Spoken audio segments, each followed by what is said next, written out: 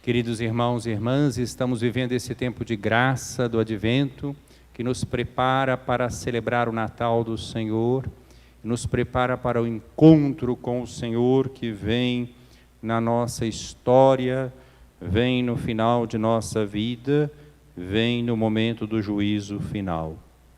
E hoje ouvimos, então, cada dia a liturgia nos apresenta textos bíblicos próprios, orações próprias, que nos ajudam a viver na espiritualidade desse tempo do Advento. Ouvimos hoje esse texto do profeta Isaías, capítulo 11, tão bonito, que tem duas grandes partes. Uma primeira parte em que se fala da promessa que o Senhor fizera à dinastia de Davi. E a situação histórica era muito difícil para o povo de Israel, porque o povo tinha experimentado justamente o exílio, a divisão, o exílio. Parecia que a promessa de Deus não se cumpriria. Usa-se essa metáfora vegetal, né? Dessa haste que sai do tronco de Jessé. Mas nessa época nós podemos dizer, continuando a metáfora, que parecia que toda aquela ramagem da dinastia de Davi estava desaparecendo e não tinha mais um tronco verdejante, mas um tição fumegante. E pode vir uma vida daquilo que virou cinza? Então a promessa é mais forte ainda do que a gente pensa à primeira vista. Deus está dizendo que até essa situação aparentemente desesperadora, de falta de perspectiva, ela não é suficiente para impedir a atuação de Deus. Deus é suficientemente forte, grande, amoroso, bondoso, misericordioso para transformar uma situação de desdita, de desgraça, numa situação de bênção, de graça. Então, a promessa é esta: naquele dia nascerá uma haste do tronco de Jessé, a partir da raiz surgirá o rebento de uma flor. Pense num tição morto, já um tronco morto, fumegante, e de repente brota um rebento de uma flor. E aí vem a descrição desse rebento, quer dizer, então não se perdeu a dinastia de Davi, mas é um rebento que supera tudo aquilo que acontecera nos sucessores de Davi. Alguém que é mais sábio do que Salomão, né? Vejam então, a gente vê que tudo isso só vai se realizar em Jesus. Sobre ele repousará o Espírito do Senhor, Espírito de sabedoria e discernimento, Espírito de conselho e fortaleza, Espírito de ciência e temor de Deus. No temor de Deus encontra ele o seu prazer. Ele não julgará pelas aparências que vê, nem decidirá somente por ouvir dizer, mas trará justiça para os humildes e uma ordem justa para os homens pacíficos. Fustigará a terra com a força da sua palavra, destruirá o mal com o sopro de seus lábios, cingirá a cintura com a correia da justiça e as costas com a faixa da fidelidade. A quem se aplica essa profecia, senão somente a Jesus Cristo? É realmente uma profecia impressionante, e que nos faz até pensar até nas bem-aventuranças, porque aqui diz que ele não julga pelas aparências, por ouvir dizer, mas trará justiça para os humildes, uma ordem justa para os homens pacíficos, cingirá a cintura com a correia da justiça. Isso nos faz pensar nas bem-aventuranças. Ele vem para os pequenos, para os pobres. Também nos faz pensar no Evangelho de Lucas, quando Lucas também cita Isaías, mas outro trecho de Isaías: o Espírito do Senhor está sobre mim, pelo que me ungiu, me enviou para evangelizar os pobres, né? Então a primeira parte é essa. A segunda parte, a comparação vai agora até para o mundo animal, né? E mostra que esta vinda, essa promessa cumprida, abre uma perspectiva escatológica, final, de reconciliação, em que os adversários já não mais entram em conflito, mas vivem na harmonia. O lobo e o cordeiro viverão juntos, o leopardo deitar-se-á ao lado do cabrito, o bezerro e o leão comerão juntos, e até mesmo uma criança poderá tangê-los. Nós podemos ver aqui a harmonia, não é?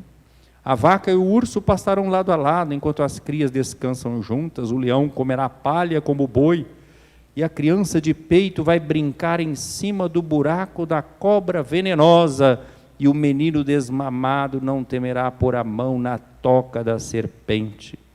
Não haverá mais danos nem morte. Por todo o meu santo monte a terra estará tão repleta do saber do Senhor, quanto as águas que cobrem o mar. Naquele dia a raiz de Jessé se erguerá como um sinal entre os povos, onde buscá-la as nações, e gloriosa será a sua morada. Ou seja, todas as nações se voltam para esse rebento, essa raiz que saiu de Jessé. É Jesus Cristo, com o seu mistério pascal, que abriu para toda a humanidade as portas da reconciliação, as portas da esperança. É o vencedor do mal e do pecado, da morte. Por isso esse canto do Salmo aqui, que nós cantamos não só com a ajuda, né, da salmista, cantando tão bem, e a gente com essa melodia bonita: nos seus dias a justiça florirá e paz em abundância para sempre. Não é só um canto de uma melodia bonita, deve ser um canto de júbilo, de fé, de confiança, de esperança, né? O Evangelho, nós vemos também Jesus cheio de alegria, cheio do Espírito Santo, um texto de Lucas, em que Lucas faz com que Jesus, tomado pelo Espírito Santo, exulta de alegria. A gente vê que é um trecho diferente, não são todos, é coisa um pouco mais rara, aparecer Jesus com essa alegria exuberante, né? Exultou no Espírito Santo e disse a quem? Disse ao Pai. Então nós temos um trecho em que é um diálogo da Santíssima Trindade. Jesus, cheio do Espírito Santo, exultante, se dirige ao Pai. Então vejam como está se realizando a profecia. Entrou na história da humanidade o próprio Deus para realizar isso que aquela profecia tão bonita que nós ouvimos hoje apenas palidamente vislumbrava. Nós temos que entender bem esse mistério da encarnação que nós estamos celebrando no Advento e no Natal. Às vezes nós podemos pensar que Deus veio ao nosso encontro só para a gente ter uma vida tranquila, de bonança. Estou com Deus, estou em paz e pronto. Não é isso.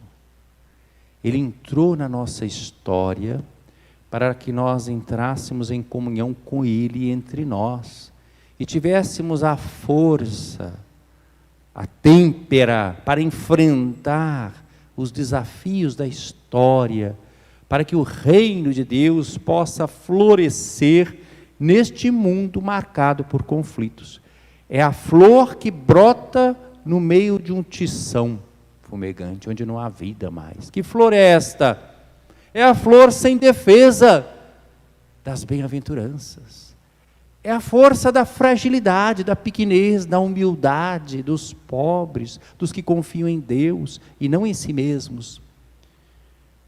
E é por isso que Jesus exulta de alegria, e nesse diálogo com o Pai, ele fala exatamente isso. Pai, Senhor do céu e da terra, eu te louvo, porque escondestes estas coisas aos sábios e inteligentes, e as revelaste aos pequeninos. Sim, ó Pai, porque assim foi do teu agrado. Tudo me foi entregue pelo meu Pai, ninguém conhece quem é o Filho a não ser o Pai, e ninguém conhece quem é o Pai a não ser o Filho, e aquele a quem o Filho o quiser revelar. Vejam que coisa maravilhosa, nós somos mergulhados nesse Evangelho, num diálogo intratrinitário, num diálogo do Filho com o Pai na força do Espírito. Alguém podia imaginar isso? Que nós íamos presenciar um diálogo entre o Filho e o Pai na força do Espírito. Vejam como realmente está sendo oferecida para nós uma salvação, porque a salvação não é uma vida boa, a salvação é Deus. Deus é a nossa salvação, participar da vida de Deus é a nossa salvação. Então nós começamos a entrar nesse diálogo trinitário. Me permitam aqui uma licença poética e teológica, nós somos convidados a entrar na dança trinitária. Jesus exultou de alegria no Espírito e se dirige ao Pai. E há um diálogo entre Pai e Filho no Espírito. Essa circulação de amor é que nos envolve. Então a encarnação é isso, é o abraço de Deus para a sua criação, para a sua criatura, restaurando todas as coisas. E aqui parece esse pequeno trecho que nós lemos, uma espécie de meteoro joanino que caiu aqui no Evangelho sinótico. Porque isso é muito, esse diálogo de Jesus com o Pai é muito comum no Evangelho de João. Grandes trechos, um discurso de despedida, mas nos sinóticos, Mateus, Marcos e Lucas, não aparece sempre. Esse episódio aparece em Mateus e aparece em Lucas, mas ele se assemelha muito com o Evangelho de João. E aí vem a segunda parte do Evangelho de hoje também. Depois de Jesus se dirigir ao Pai, ele se volta aos discípulos. Então não só os daquele tempo, mas para nós também. E disse-lhes em particular: felizes os olhos que veem o que vós vedes. Pois eu vos digo que muitos profetas e reis quiseram ver o que estáis vendo e não puderam ver. Quiseram ouvir o que estáis ouvindo e não puderam ouvir. Quer dizer, vendo a presença de Deus na história e o diálogo da Santíssima Trindade que nos envolve nessa história de amor. Gostaria de lembrar também que Jesus, no Evangelho de Lucas, está caminhando para Jerusalém. Então ele louva o Pai porque fez essas coisas serem reveladas aos pequenos, mas ele vai para a cruz. Então, meus queridos irmãos, a encarnação do Filho de Deus deve ser corretamente compreendida. Não é para nos dar uma acomodação neste mundo, mas é a entrada de Deus na história para que a gente possa ter a força de lutar pelo reino sem medo, com confiança em Deus e indo com coragem no seguimento de Jesus até a cruz. Não há cristão que não tenha cruz. Nós não temos que ter medo da cruz. O único medo que nós temos que ter é de nos afastar de Deus. Tudo podemos naquele que nos fortalece, como diz Paulo em sua carta. Que nós então entremos nesse louvor de Jesus, vivamos esse tempo do advento na escuta da palavra, na caridade fraterna, sem medo de enfrentar os desafios da vida, porque o Senhor enfrentou primeiro e partilhou conosco o seu Espírito, para que também, inseridos no mistério pascal do Cristo, testemunhemos a vitória do amor sobre a morte e sobre o pecado. Louvado seja nosso Senhor Jesus Cristo. Para sempre seja louvado.